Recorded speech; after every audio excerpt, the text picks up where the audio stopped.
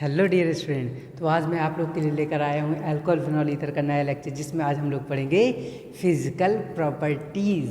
क्योंकि इससे पिछले वाले जो भी टॉपिक थे वो सारे कंप्लीट कर लिए। अगर हाँ पिछले लेक्चर नहीं देखे तो जाके देख सकते हो आप लोग। ओके, लाइक से सब्सक्राइब जरूर कीजिए उसको। ठीक है, तो आज हम इस नए लेक्चर में पढ़ेंगे physical property of alcohol phenol and ether के बारे में ही डिस्कस करेंगे। ठीक है, तो लेट्स स्टार्ट।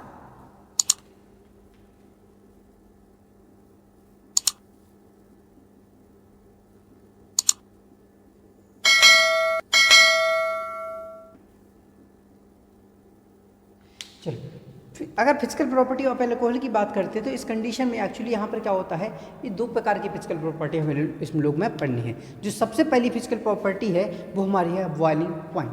क्या है हमारी? बॉइलिंग पॉइंट, यानी कि हिंदी में बोले तो क्वथनांक। तो यानी कि सबसे पहले बात करने जा रहे हैं हम क्वथनांक के बारे में बात करने जा रहे हैं। एक्चुअली होता क्या है क्वथनांक में, मतलब क्वथनांक का मीनिंग क्या होता है अगर हिंदी भाषा में, या बॉइलिंग पॉइंट का मीनिंग क्या होता है। सबसे पहली बात तो यही बात कर लें तो बॉइलिंग पॉइंट का मतलब होता है जब कोई लिक्विड गैस के फॉर्म में कन्वर्ट होने लगे, directly liquid to gas form, जिस पॉइंट पे कन्वर्जन हो उस पॉइंट को हम लोग क्या कहते हैं? बॉइलिंग पॉइंट कहते हैं, यानी कि क्वथनांक कहते हैं। ठीक है, जैसे पानी की अगर बात करें नॉर्मली, पानी का जो बॉइलिंग पॉइंट होता है, यानी पानी 100 डिग्री सेल्सियस जैसे तापमान पाता है उस कंडीशन पर वो गैस के फॉर्म में बनना स्टार्ट कर देता है। तो उसी प्रकार से क्या होते हैं, अदर हम लोग बात कर रहे हैं ऑर्गेनिक कंपाउंड की, तो अल्कोहल फिनॉल ईथर की बात कर रहे हैं। तो उसी प्रकार से अल्कोहल फिनॉल ईथर किस बॉइलिंग पॉइंट पे क्या होते हैं? उबलना प्रारंभ कर देते हैं, जो कि लिक्विड से गैस के फॉर्म में कन्वर्ट होना स्टार्ट कर देते हैं। हम उस बात को डिस्कस करने वाले हैं। और हाँ, क्या प्रभाव पड़ता है बॉइलिंग पॉइंट पे, किसका ज़्यादा होता है बॉइलिंग, इस सब के बारे में हम लोग यहाँ पर ही इंफॉर्मेशन करेंगे। ठीक है, तो देखो एक्चुअली बात करते हैं बॉइलिंग पॉइंट की ऑफ अल्कोहल की बात करते हैं। जैसे मैं अल्कोहल को अगर लिखूंगा तो क्या लिखता हूँ? मैंने लिख रहा हूँ एथिल अल्कोहल। ठीक है, क्या है? C2H5OH। एक्चुअली यहाँ पे देखो क्या हो रहा है, ये जो ऑक्सीजन भाई साहब बैठे ना, ऑक्सीजन और हाइड्रोजन के बीच में, ऑक्सीजन और हाइड्रोजन के बीच में ना देखो, ऑक्सीजन की इलेक्ट्रोनेगेटिविटी हाई होती है, फोन पर कितने बार बोला है ना, तो और हाइड्रोजन की कम होती है। तो इनके बीच में जो बॉन्ड बन जाता है, ये बन जाता है हाइड्रोजन बॉन्ड बन जाता है। इनके बीच में कौन सा बन जाता है? इंटरमोलिकुलर हाइड्रोजन बॉन्ड बन जाता है। तो जिसकी वजह से इसका बॉइलिंग पॉइंट क्या होता है? सबसे ज़्यादा हो जाता है।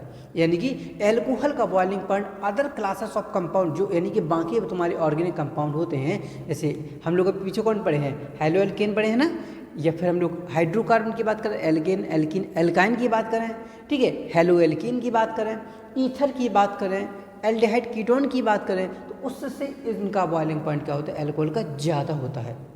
ठीक, तो क्यों? क्योंकि अल्कोहल में क्या होता है? हाइड्रोजन बंध पाया जाता है, जिसके कारण अल्कोहल का क्वथनांक उच्च होता है।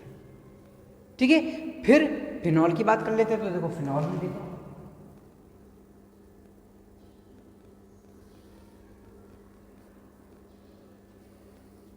फिनॉल में भी तो देखो ऑक्सीजन से हाइड्रोजन जुड़ा हुआ है, तो इनके बीच में भी हाइड्रोजन बॉन्ड पाया जाता है। तो फिनॉल भी क्या होता है? यहाँ पे हाइड्रोजन बॉन्ड रिप्रेजेंट करने के कारण ये इसका भी बॉइलिंग पॉइंट क्या होता है? उच्च होता है, यानी कि हाई होता है। किससे? Other than aromatic compound, benzene से हाई होगा, क्लोरोबेंजीन से ज़्यादा होगा। ठीक है, और एरोमेटिक ईथर से ज़्यादा होगा। तो इसका भी क्या होता है? बॉइलिंग पॉइंट क्या होता है? अदर एरोमेटिक कंपाउंड से काफ़ी ज़्यादा देखने को मिलेगा, क्योंकि यहाँ पर हाइड्रोजन बॉन्डिंग हमें देखने को मिल रही है इसकी वजह से। ठीक, लेकिन ईथर की बात करें, ईथर की बात करें तो क्या होता है? R2R।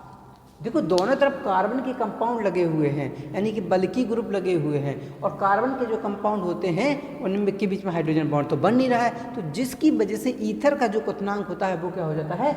इनके कंपेरिजन में क्या हो जाता है?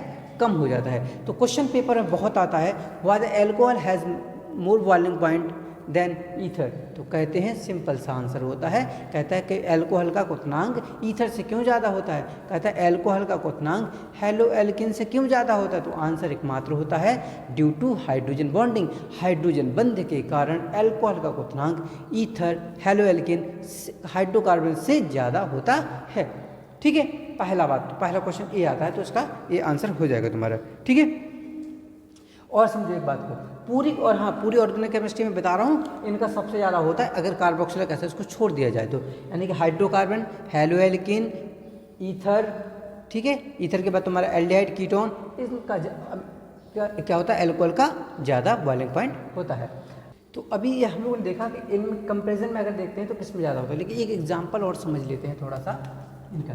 जैसे यहाँ पे लिखा हुआ है एथिल अल्कोहल यानी कि C2H5OH, ठीक है। फिर मैं लिख रहा हूँ ये इतनी कार्बन का CH3OCH3 और एक लिखता हूँ मैं CH3CHHCH3।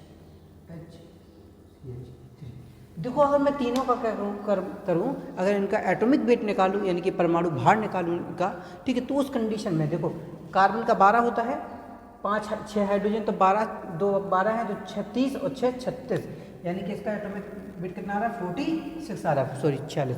देखो 12 दूनी 24, 36 और 16 कितना हो जाएगा 46। इधर देखो जरा 12 दूनी 24 और 6 30 और 46, इसका भी एटॉमिक मास यानी कि मॉलिक्यूलर परमाणु भर कितना आ रहा है 46।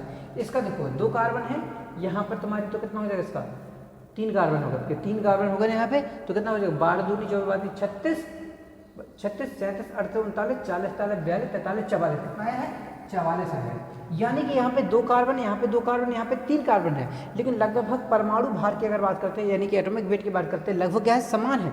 समान होने के बावजूद भी क्या है यहाँ पे देखो इनका, अगर हम लोग ये अल्कोहल है, ये ईथर एक है हमारा एल्किन है, इस कंडीशन में यहाँ पे हमारा अल्कोहल का ही बॉइलिंग पॉइंट ज़्यादा होगा, और कितना होता है इसका होता है 348,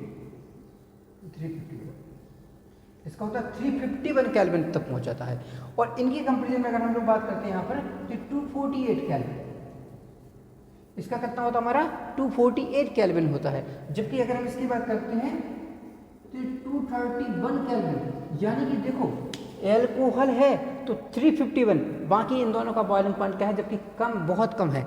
लेकिन अगर देखें तो किसका, देखो इनका परमाणु भार यानी कि एटॉमिक वेट लगभग क्या है समान होता है। तो एक चीज़ और यहाँ से निकल के आती है कि अल्कोहल में खास करके कि अल्कोहल या फिनॉल में नंबर ऑफ कार्बन एटम बढ़ते जाते हैं तो उनका एटॉमिक, उनका बॉइलिंग पॉइंट भी क्या होता है बढ़ता जाता है। सुन लो बात को, अगर कार्बन की संख्या की बढ़ती जा रही है, जैसे एक तो एल्थिल, जैसे कि एग्जांपल में लूँ, एक और एग्जांपल से बताऊँ तुम्हें, पेपर में पूछता है इस तरीके के, इसलिए मैं बता रहा हूँ, खासकर जो नीट वगैरह में आते हैं उसमें बहुत पूछता है इस टाइप क्वेश्चन। जैसे लिखा हुआ CH3CH2OH और एक क्वेश्चन और लिखा हुआ है CH3CH2CH2OH, कहेगा इन दोनों में से किसका बॉइलिंग पॉइंट ज़्यादा होगा। तो देखो याद रखना, जिसमें कार्बन की संख्या ज़्यादा उसका बॉइलिंग पॉइंट भी ज़्यादा, ये इसका बॉइलिंग पॉइंट क्या हो जाएगा तुम्हारा ज़्यादा हो जाएगा, ठीक। ओके, नेक्स्ट जो इसका है, नेक्स्ट के बारे में पढ़ेंगे, वो हमारा है बॉइलिंग सॉल्युबिलिटी यानी कि विलेयता, किस प्रकार से इनमें विलेयता पाई जाती है। तो देखो नेक्स्ट जो हमारा पॉइंट है वो क्या है, विलेयता है सॉल्युबिलिटी, यानी कि अल्कोहल, फिनॉल, ईथर जो होते हैं उनकी सॉल्युबिलिटी किस क्रम में पाई जाती है, ठीक है। तो देखो जैसे कि अल्कोहल की बात करें,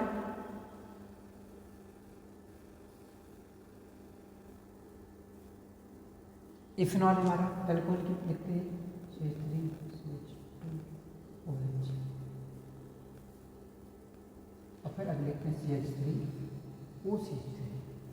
ये तीनों लिखे हुए हैं, मेरे पास अल्कोहल, फिनॉल, ईथर लिखा हुआ है।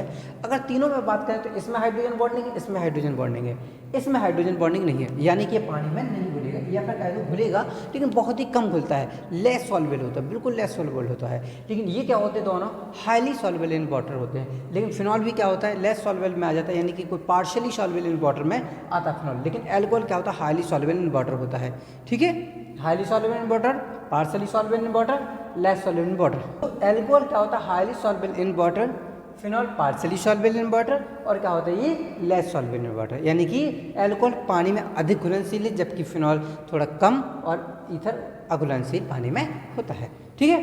चलो, लेकिन एक चीज़ और यहाँ पर होती है, और वो बात होती है तुम्हारी कि जैसे ही कार्बन की संख्या बढ़ती जाएगी तो बॉइलिंग पॉइंट क्या कर रहा था बढ़ रहा था, लेकिन यहाँ पे विलेयता यानी कि सॉल्युबिलिटी घट जाएगी। यानी कि जैसे क्वेश्चन आएगा, देखो लिखा हुआ है हमारा क्वेश्चन CH3CH2OH, CH3CH2CH2OH, कह रहे इन दोनों में से किसकी पानी में विलेयता ज़्यादा है, तो जितनी कार्बन की संख्या कम उसकी विलेयता उतनी ही ज़्यादा है। ये किसके लिए है? सॉल्युबिलिटी की बात है। सॉल्युबिलिटी के केस में ये है, और अगर यही हम बॉइलिंग पॉइंट की बात करते हैं यानी क्वथनांक की बात करते हैं तो उल्टा वाला तीर हो जाता है, तो उल्टा हो जाता है। ठीक है, इस चीज़ को याद रखना है तुम्हें। ठीक, ये तो तुम्हारा सॉल्युबिलिटी के टर्म में। अब इसमें एक चीज़ और है, क्वेश्चंस पूछे जाते हैं थोड़े और, तो उसको मैं और तुमको एक बहुत इंपॉर्टेंट क्वेश्चंस होते हैं पेपर में बहुत ही आते हैं, उसको और मैं बता रहा हूँ तुम्हें। ठीक है, तो हमारी फिजिकल प्रॉपर्टी खत्म हो गई है। अब हम लोग को पढ़ना है अपनी केमिकल प्रॉपर्टी के बारे में।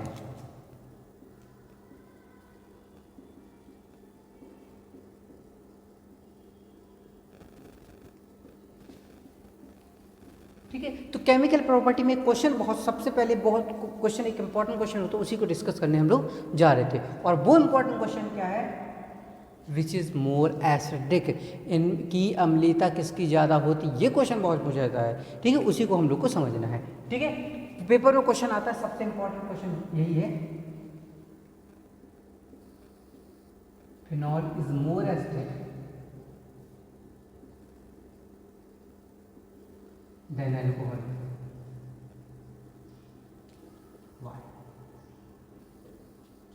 पेपर में क्वेश्चन आता है phenol is more acidic then alcohol, why? इसको हम लोग को समझना है। ठीक है, इसी से हम काफ़ी चीज़ों को समझ लेंगे, इससे हम क्या करेंगे, काफ़ी चीज़ों को समझ लेंगे। ठीक है, एक्चुअली क्या होता है, एक चीज़ समझना मेरी, मैं थोड़ा सा कुछ चीज़ें बता रहा हूँ तुम्हें जो कि -I इफेक्ट को बताता है। ठीक है, -M इफेक्ट के बारे में कुछ चीज़ें को डिफाइन करता है। लेकिन हम -I की बात करते, एक ही चीज़ की बात कर लेते, तो दो में हमें कन्फ्यूजन थोड़ा सा नहीं होना अभी, इसलिए बोल रहा हूँ। एक्चुअली -I इफेक्ट करता है, जो रिप्रेजेंट करता है, वो सबसे ज़्यादा NO2 का होता है।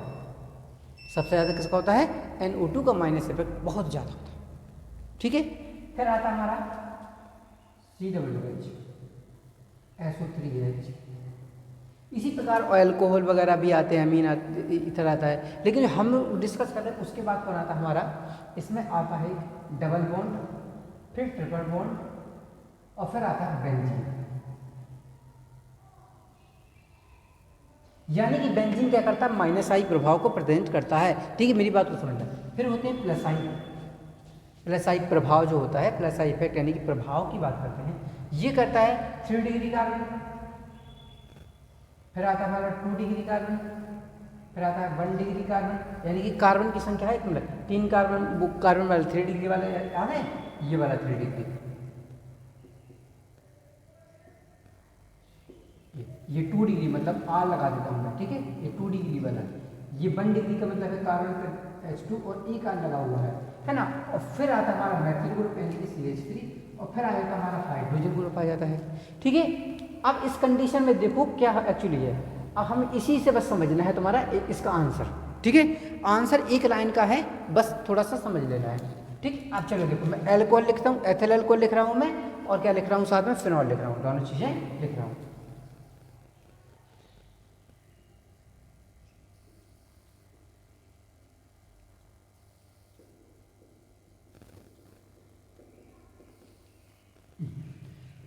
अब देखो जरा, दोनों में OH ग्रुप तो सेम है, और OH क्या करता है, एसिडिक कैरेक्टर को रिप्रेजेंट करता है। चलो ठीक है, अब दोनों में अंतर क्या है, देखो इसमें तो लगा बेंजीन, इसमें लगा है कार्बन की संख्या 2, यानी कि इसमें क्या लगा, ये वाला काम लगा हुआ है ना, इधर वाला ये R लगा हुआ है ना,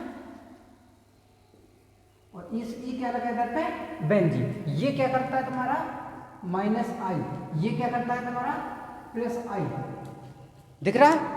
देखो ये क्या कर रहा है, -I, ये क्या कर रहा है तुम्हारा +I वाला है। और एक्चुअली क्या होता है, जो माइनस इंडक्टिव इफेक्ट होता है, -I प्रभाव जो होता है ना, ये अम्लीयता के क्रम को बढ़ाता है, और ये जो +I वाले लिखे हुए हैं यहाँ पे, ये अम्लीयता के क्रम को घटाता है।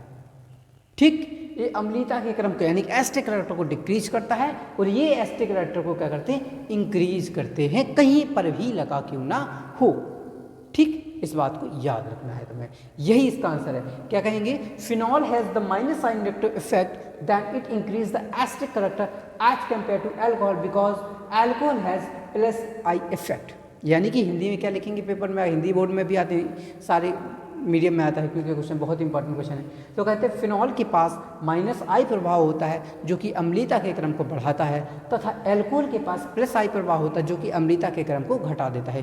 क्योंकि +I प्रभाव इलेक्ट्रॉन रिपलिंग ग्रुप कहलाते हैं, यानी कि इलेक्ट्रॉन प्रतिकर्षण ग्रुप कहलाते हैं, जबकि -I प्रभाव इलेक्ट्रॉन अट्रैक्टिंग यानी कि इलेक्ट्रॉन -I प्रभाव जो होते हैं इलेक्ट्रॉन विड्रॉइंग ग्रुप होते हैं, ठीक है, इलेक्ट्रॉन प्रतिकर्षण, और जो +I होते हैं इलेक्ट्रॉन अट्रैक्टिंग ग्रुप होते हैं यानी कि आकर्षण वाले होते हैं, ठीक है। तो ये क्या करता है, बांध के रखता है, निकलने ही नहीं देगा। ये क्या करेगा, देखो एल्कोहल को क्या करेगा, देखिए ना, ये जो OH वाला बांध है इधर 8 जुड़ा हुआ है, ये पता क्या करेगा, इसको पकड़ के रखेगा टाइट, एकदम टाइट से, कहेगा हम नहीं निकलने देंगे तुम्हें। ये कहता निकल जाने दो, हम अम्लीयता, अरे तुम मतलब हमको छोड़ के जाओगे, वफादारी नहीं रखोगे। तो ये क्या करते हैं, बॉन्ड ही नहीं टूटने देगा, बॉन्ड नहीं टूटने देगा तो H+I नहीं बनेगा, और H+I नहीं बनेगा तो एस्टिक करेक्टर ही रिप्रेजेंट नहीं करेगा ना। तो इसी प्रकार से इस क्वेश्चन का आंसर तुम लोग लिख सकते हो, ठीक है। ये बहुत इंपॉर्टेंट क्वेश्चन में से एक क्वेश्चन था, इसलिए मैंने तुम लोग को बताया हुआ है इस चैप्टर का, बहुत पूछा जाता है, ठीक है। तो पूछता है एल्कोहल का बॉइलिंग पॉइंट किसका, एल्कोहल और फिनॉल में किसका बॉइलिंग पॉइंट ज़्यादा होता है, तो किसका बताओगे। देखो हायर तब, देखो कार्बन की संख्या जितनी ज़्यादा बॉइलिंग पॉइंट उतने ज़्यादा बताया, तो फिनॉल में ज़्यादा कार्बन तो फिनॉल का ज़्यादा बॉइलिंग पॉइंट। इन दोनों में से एस्टिक कौन ज़्यादा है, तो ऑब्वियसली एल्कोहल ज़्यादा, फिनॉल ज़्यादा एस्टिक, क्यों, -I प्रभाव शो करता है, ठीक है ना। ये दोनों चीज़ें क्या रखना है, तुम्हें याद रखना है, ओके। बाकी अगर कोई डाउट आ रहा है इस टॉपिक में, अगर किसी को, अब मैं अभी इसका फिनॉल का रेजोनेटिंग स्ट्रक्चर बताऊंगा, अगर कोई भी डाउट आता है तो कंफर्म उसमें बता दूंगा। हाँ, जैसे क्वेश्चन आया था, हारिश ने कल डाउट किया था उस वीडियो में अगर देखा हो, तो उसका इस क्वेश्चन था कि chlorobenzene is not stable. Actually जब भी रेजोनेंस कहीं पर बनता है तो वो स्टेबिलिटी ऑटोमेटिकली बढ़ा देता है, ठीक है। हाँ, लेकिन किसी के कंपैरिजन की बात करेगा, जैसे मैं कहूँ क्लोरोबेंजीन और फिनॉल में कौन किसका रेजोनेटिंग स्ट्रक्चर ज़्यादा स्टेबल है, तो फिर उस यहाँ पर कंपैरिजन की बात आ जाती है, और जब कंपैरिजन की बात आएगी तो उस कंडीशन में क्या होगा, ये तुम्हारा जो कंपैरिजन की बात करते हैं तब उस कंडीशन में डिपेंड करता है उसका ग्रुप कौन सा जुड़ा हुआ है। तो फिनॉल का रेजोनेटिंग स्ट्रक्चर ज़्यादा इंपॉर्टेंट हो जाएगा, क्योंकि यहाँ पे फिनॉक्साइड आयन बन जाता है। ये हम लोग नेक्स्ट लेक्चर में क्या करेंगे, डिस्कस करेंगे इसको, ठीक है। बाकी अगर हाँ अभी इस चैप्टर इस लेक्चर में कोई डाउट आया है तो जरूर क्वेश्चन कमेंट सेक्शन में पिन कर सकते हैं। बाकी वीडियो को लाइक शेयर सब्सक्राइब जरूर करें, ओके, थैंक यू।